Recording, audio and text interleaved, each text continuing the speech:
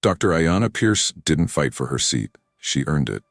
2 decades of contracts, boardrooms, broken ceilings, and long nights brought her to seat 1A, first class, front row, window view. But some uniforms don't care about resumes. They just see skin. She hadn't asked for special treatment. She simply asked for her meal, the one she ordered, the one every other passenger received without question. The tray they handed her wasn't a mistake. It was a message, the kind that doesn't need to be spoken aloud. And the way it was delivered? That said everything. 4 words, flat tone, no eye contact, a quiet insult dressed as politeness. This meal suits you. She didn't flinch, she didn't raise her voice, she made a call. By the time the plane touched ground, the crew was fired, the flight was grounded, and $1 billion deal vanished into thin air. But what happened before that phone call?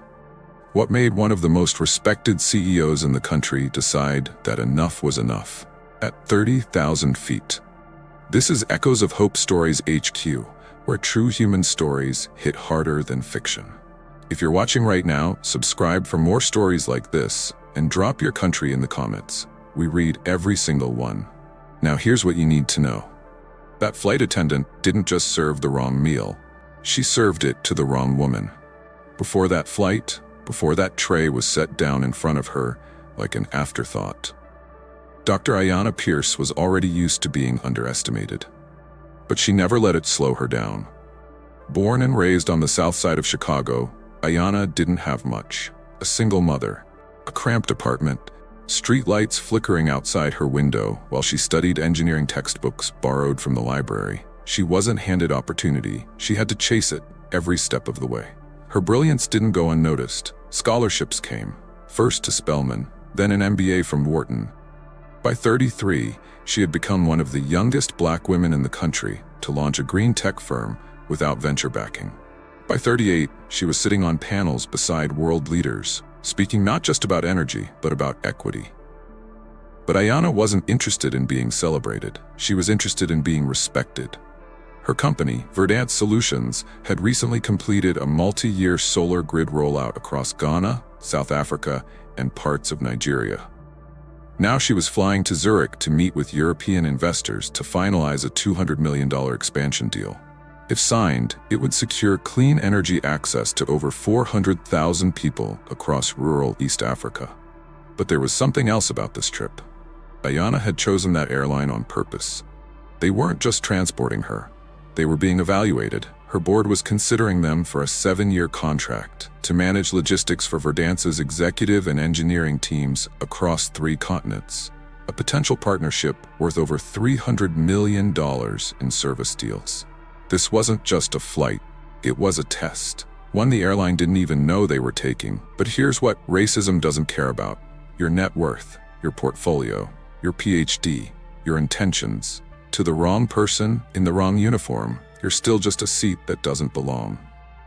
On the ground, Ayanna was treated like royalty, meeting heads of state, closing deals, mentoring young black women in STEM.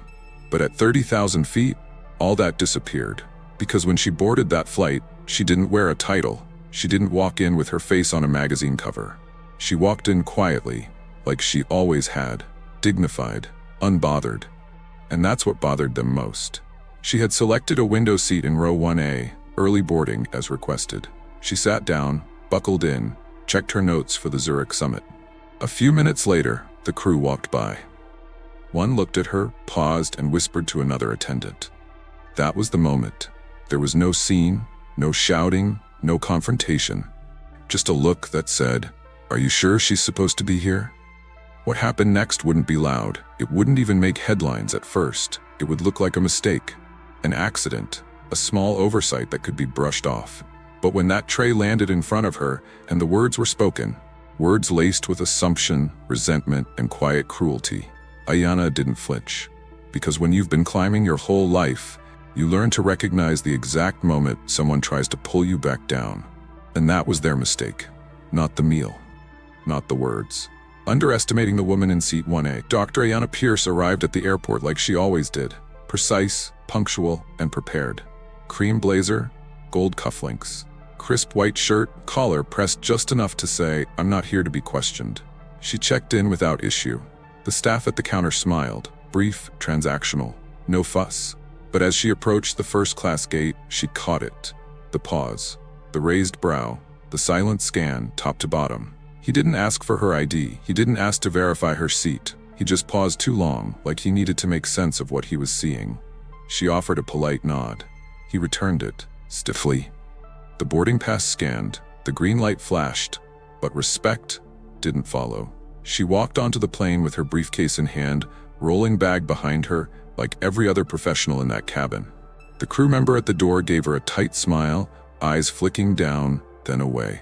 No welcome aboard, no warmth. She found her seat, or thought she had. 1A. But a flight attendant stopped her with a clipboard in hand. Oh, we've had a seating adjustment. You've been moved to 1F. No apology, no explanation. Just adjustment. Ayana asked, is there a reason? Just a clerical mix-up. Nothing serious. Except 1F wasn't equal. It was technically still first class, yes, but wedged next to the lavatory. Traffic, noise, odor, a downgrade disguised in fine print. She sat, silently, watching. The man now seated in 1A, white, late 30s. Didn't look surprised, didn't make eye contact. The plane took off. The city shrank below the clouds. And at 30,000 feet, something else started rising. Not turbulence, tension. It was in the way the crew looked past her when offering water. The way one attendant leaned across her without a word to serve the man beside her. The way she had to ask twice for a blanket, only to be told they were out. She noticed. Of course she did. But it was the meal that sealed it. Dinner service began. Stainless carts rolled through the aisle. Linen napkins placed on laps. Wine poured into glasses without asking. Row by row, the meals arrived. Roasted sea bass, truffle risotto, fresh bread, plated beautifully. Then came her turn. The same attendant from earlier returned. No smile, no eye contact. Just a foil-covered tray slid onto her table with one hand and 4 words. This meal suits you well. Ayana looked down. The tray was wrapped in aluminum, not the elegant china the others had. She peeled it back slowly. Greasy pasta stuck together in clumps, a side salad wilted to mush, 2 packets of creamer tucked under a bread roll. The kind of tray they hand out in coach, or worse, meals left over after a long-haul connection. It smelled like it had been reheated twice. The man beside her glanced, blinked, and looked away. Ayana didn't react. Not yet. Her fork remained untouched. Her hands were steady, but inside, something shifted. Not shock. She was long past being surprised. Not hurt. She'd grown armor long ago. It was something else. A moment of absolute clarity. Not because of what was said, but who said it, how, and in front of whom. They thought they were subtle. They thought this was too small to matter. But that's always how it starts. A small, targeted humiliation, dressed as an error. She sat there as the cart rolled away, carrying with it the unspoken message, you don't belong here, and maybe they thought she'd eat it. Literally, figuratively, smile through it, shrink down, say nothing. But Dr. Ayana Pierce had made a career out of saying something when it mattered. And in that moment, she didn't see a tray of bad food. She saw a decision, a choice made with intent. Because it's never just about the meal. It's about sending a message without leaving fingerprints. And now, it was her turn to send one back. Dr. Ayana Pierce sat still, hands folded, jaw set. She didn't touch the food, didn't ask for a replacement, didn't demand anything. Because at her level, you don't argue, you remove obstacles. She reached for her phone, checked the signal. Nothing. No service at altitude. She looked up slowly, scanning the cabin. Passengers chatting, clinking glasses. No one else seemed to notice, but they would. Soon. She unbuckled her seatbelt, stood up without a word, and walked past the curtain separating the galley from the front of the cabin. The flight attendant turned to stop her. Too late. Ayana knocked once on the cockpit door. Firm, not frantic. Seconds later it opened. The captain appeared, startled. She introduced herself calmly. I'm Dr. Ayana Pierce, CEO of Verdance Solutions. I need to speak with you, now. He stepped aside. She didn't raise her voice. She didn't explain herself to the crew. She simply asked one question. Is your aircraft equipped with an in-flight satellite line? He nodded. Yes, ma'am, but it's for priority. I am priority. No threat, no edge, just truth. The captain led her to the secure communications panel. She requested a direct connection to the chairman of the airline's parent company, Global Aero Holdings. She had his number. Of course she did. It rang twice. He picked up. "This is Dr. Ayanna Pierce," she said. "I just had my business meal served with a side of prejudice. I'm pulling out of our partnership." There was a pause on the line, not confusion, recognition. He knew her name, he knew what she represented.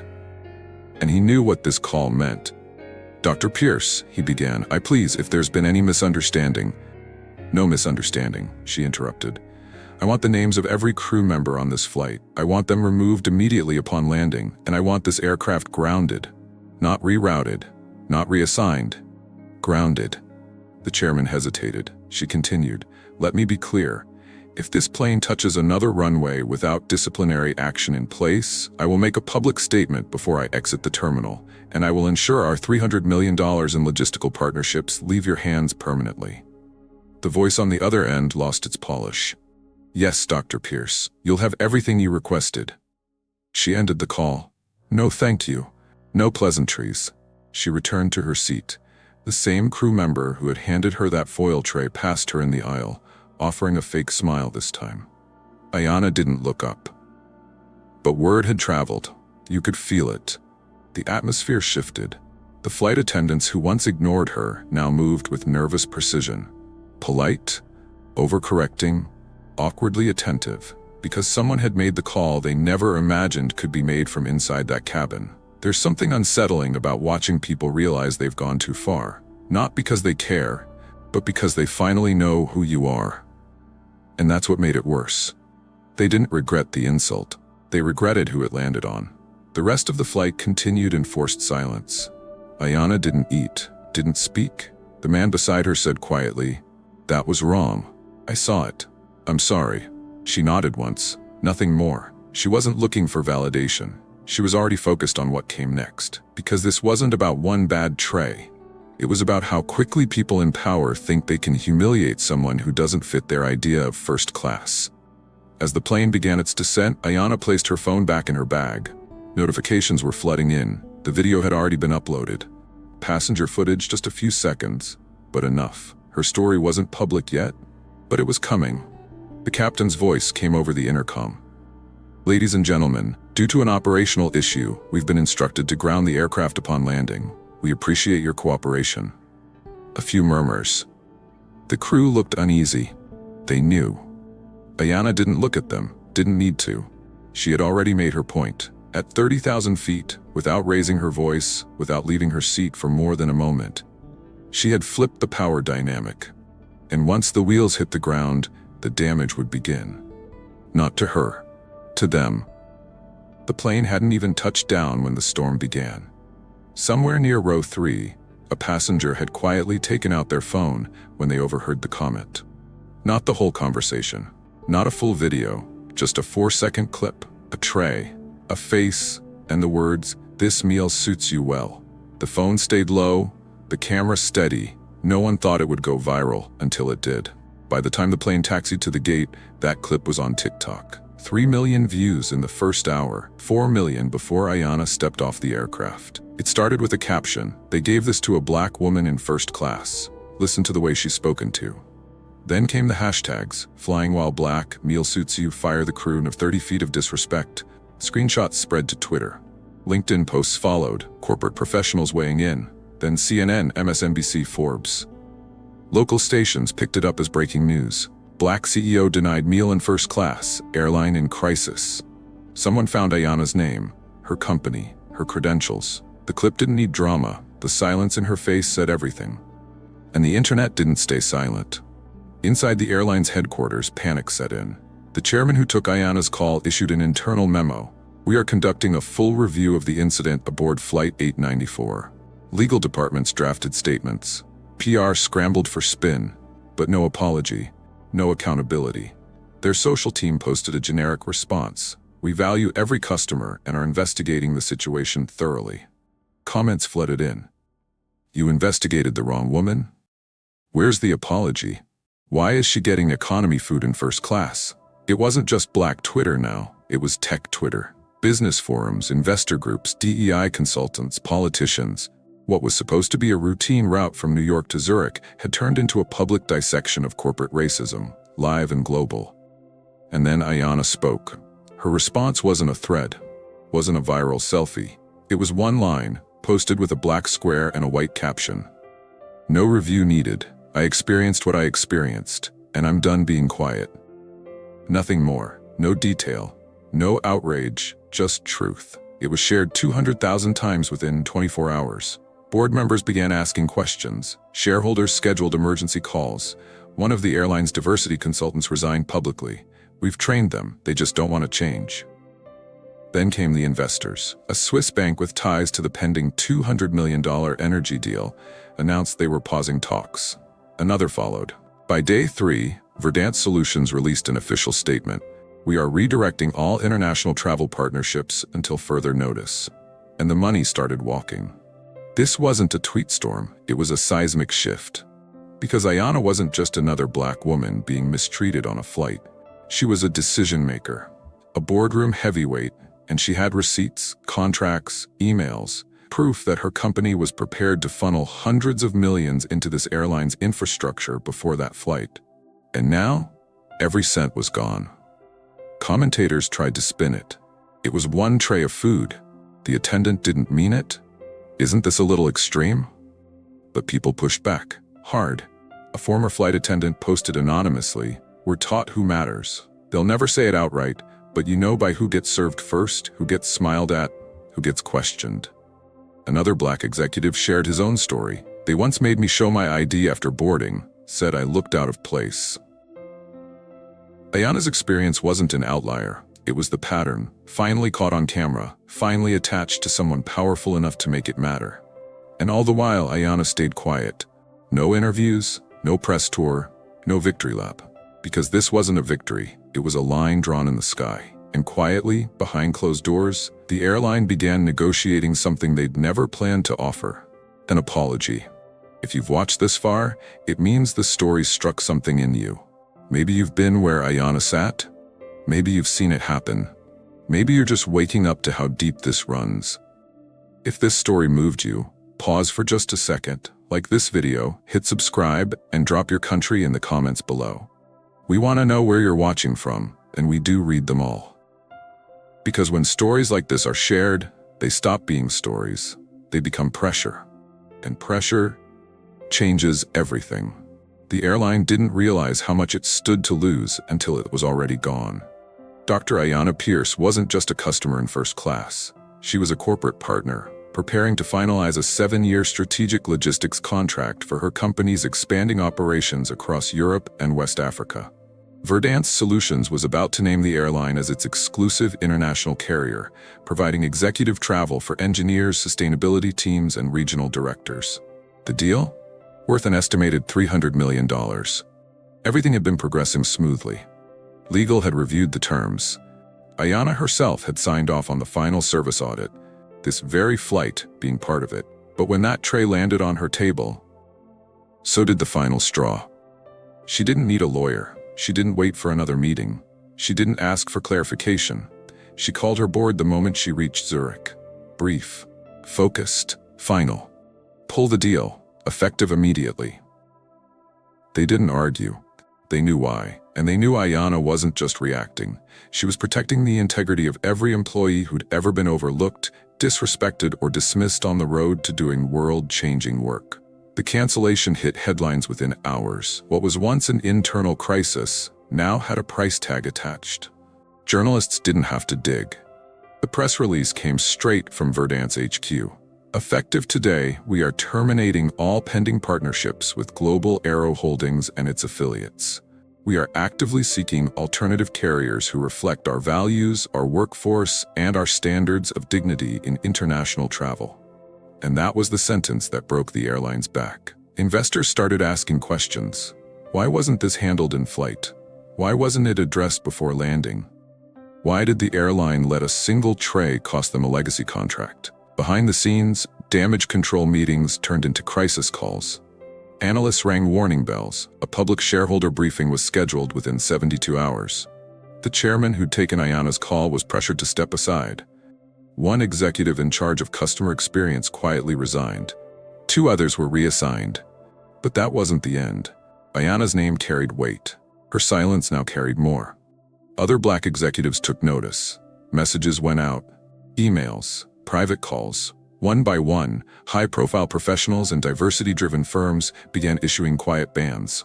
Travel teams were instructed, avoid this airline unless absolutely necessary. A tech firm in Atlanta pulled a multi-office agreement. A Black-led finance group in London issued a joint statement of solidarity. A non-profit in Nairobi canceled a charter they'd booked months in advance. Even celebrities began weighing in, discreetly at first, then publicly. It wasn't just a boycott, it was a reckoning. The airline's stock dropped 9% in the first week. Ratings dipped, ticket sales wavered. But more than the money, what they lost was trust. Because when you serve someone a cold, unwanted meal in first class, while everyone else is treated like royalty, you're not just feeding bias, you're feeding a system. And systems don't collapse from one strike. They collapse when the right person stops playing by the rules. Ayanna wasn't trying to burn the airline down. She simply refused to carry its weight any longer. This wasn't a social media stunt. There was no press conference, no revenge tour. It was a business decision, rooted in respect, or rather, the absence of it. One meal, one comment, one moment of assumed superiority from someone in uniform, and a deal worth hundreds of millions dissolved like vapor. That's the cost of racism at cruising altitude. What happened to Dr. Ayanna Pierce didn't begin at 30,000 feet, and it didn't end when she grounded the plane. This wasn't an isolated incident. It was part of something older, deeper, more exhausting than any headline could explain. Because for many Black professionals, this is the tax of success: being excellent while being questioned, being accomplished while being overlooked, being in first class and still being treated like you snuck in through the side door. Ayanna's story wasn't the first, and tragically, it won't be the last. A few years earlier, a Black doctor was removed from a Delta flight when she offered to help a passenger in distress. The crew didn't believe she was a physician. She had to show her license while the man next to her, white in sweatpants, was waved past without a second glance. There was the college student, a scholarship recipient, flying home from a conference, dressed in a hoodie, carrying a backpack. She had her first-class boarding pass checked 3 times by 3 different staff. They said she looked confused. She wasn't. She just wasn't who they expected to see. This is the cost of being Black in elite spaces. Spaces where you're allowed to be, but never quite trusted. Spaces that invite you in and still treat you like an intruder. For Ayanna, it wasn't about the food. It wasn't about the seat. It was about the message. I wasn't surprised, she later told a colleague. I was just tired. Tired of earning respect that gets denied on sight. She didn't cry. She didn't rage. She just stopped pretending it didn't hurt. When she returned home, her daughter, only 10 years old, had seen the headlines. "Mom, did they think you weren't important?" Ayanna paused before answering. "No, baby," she said. "They didn't think I mattered." And that's the part that cuts deepest. Not the tray, not the tone, but knowing that after all you've built, after all you've given, there are still people who look at you and see less. Racism in the skies isn't about slurs, it's about signals. It's the look, the delay, the downgrade, the extra check, the mistake. It's the idea that you're only worthy of comfort when someone says so. For every Ayanna, there are thousands of stories that never go viral. No videos, no posts, just a quiet ache carried back down to the ground. The story of Dr. Ayanna Pierce struck a nerve not because it was new, but because it was familiar. To so many. Too many. Some viewers will say it was just a meal. But for others, those who've lived this story in office lobbies, luxury stores, private schools, and airport lounges, they know. It's never just a meal. It's the moment you realize the uniform sees you, but doesn't recognize you. And it reminds you, no matter how high you climb, you're never too far from being put back in your place. Unless you say no. Unless you stop accepting it. Unless, like Ayanna, you say, that seat doesn't define me, but what happens next? That will. Dr. Ayanna Pierce could have walked away quietly. She had nothing to prove. She didn't need validation from press circuits or hashtags. She had made her statement the moment she picked up that satellite phone at 30,000 feet. But silence, she realized, wouldn't protect the next Black woman, or the student traveling for the first time, or the grandfather being escorted out of first class with no explanation. Her story was just one, but the pattern, undeniable. So she spoke. A few months later, Ayana took the stage at TEDx Johannesburg. No dramatics, no spectacle, just presence. The title of her talk, The Cost of Bias at 30,000 Feet. She didn't name the airline. She didn't have to. She spoke plainly about what happens when dignity is made conditional, when respect is offered based on assumption and withdrawn just as easily, when your suit, your title, your legacy can't shield you from being treated like you don't belong. Racism doesn't always shout, she told the crowd. Sometimes it whispers through policies, through pauses, through who gets the better meal and who gets what's left. Her talk was viewed 5 million times in its first week. By the end of the month, it had been translated into 14 languages. But Ayana didn't stop at words. She launched a nonprofit, Altitude Equals Dignity. Its mission, to push airlines to adopt equity standards in their service models, from training crews to revising customer protocols. She wasn't demanding special treatment. She was demanding equal treatment. And the industry started to shift. 3 airlines, each based in a different country, signed on to new internal mandates, updated DEI training, bias reporting protocols, passenger equality audits. Small steps, but real ones. Then something unexpected happened. Flight attendants, crew members, and pilots from around the world began writing in, anonymously. Some shared what they'd witnessed, some shared what they'd done, and others confessed what they were trained to ignore. I watched a black woman get accused of sneaking into business class while holding her paid boarding pass, one crew member wrote. I said nothing. I still think about it. We were told to be extra alert around certain passengers, said another. No one said the word, but we all knew what it meant. The airline aisle had become a mirror, and what it reflected wasn't turbulence, it was truth. Ayana's voice did more than draw attention. It gave others permission to speak, to share what had been dismissed, to say, this happened to me too. In 1 year, Altitude Equals Dignity grew to include 18 legal observers, dozens of advocates, and direct airline liaisons on 3 continents. Airlines were now being watched, not to be punished, but to be better. Ayana didn't set out to change the skies, but sometimes change begins where dignity ends. And for her, that was seat 1F, 1 tray, 1 comment, 1 moment where she decided, this ends with me. If someone like Dr. Ayana Pierce could be treated that way, a CEO, an engineer, a leader, a mother, what does that say about the rest of us? What does it say about the young girl on her first business trip? About the black father traveling with his son in a suit and tie? About the woman in 23B who didn't speak up because she'd seen where that leads? This wasn't about one person's experience. It was about a system, one where dignity is still negotiable, one where perception still overrides position. Ayana had power, and even that didn't stop it. But here's what made the difference. She didn't try to escape it quietly. She turned it into something louder than the silence that followed. She didn't yell, she didn't make threats. She made 1 phone call, then used her platform to build a movement, because power won't always save you, but how you use it might save someone else.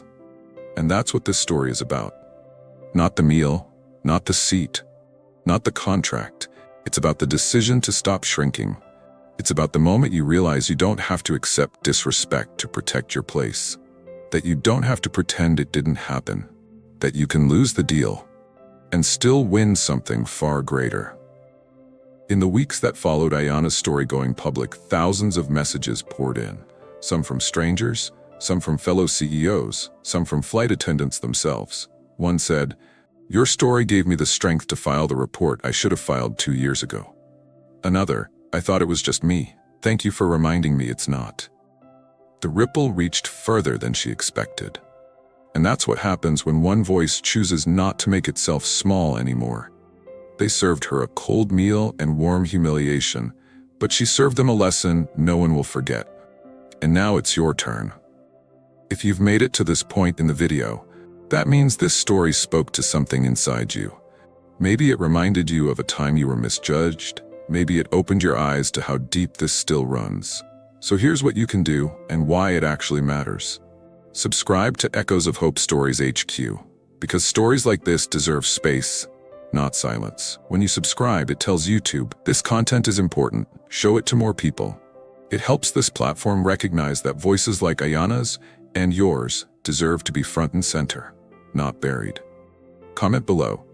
Have you ever been disrespected because someone misjudged who you were? We read every single story, and your comment doesn't just add to the conversation. It shows others they're not alone. You build the community by sharing your truth.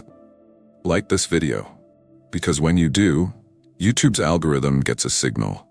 This is the kind of content that should be heard. It's one small click, but it's what helps stories like this reach the people who need to hear them.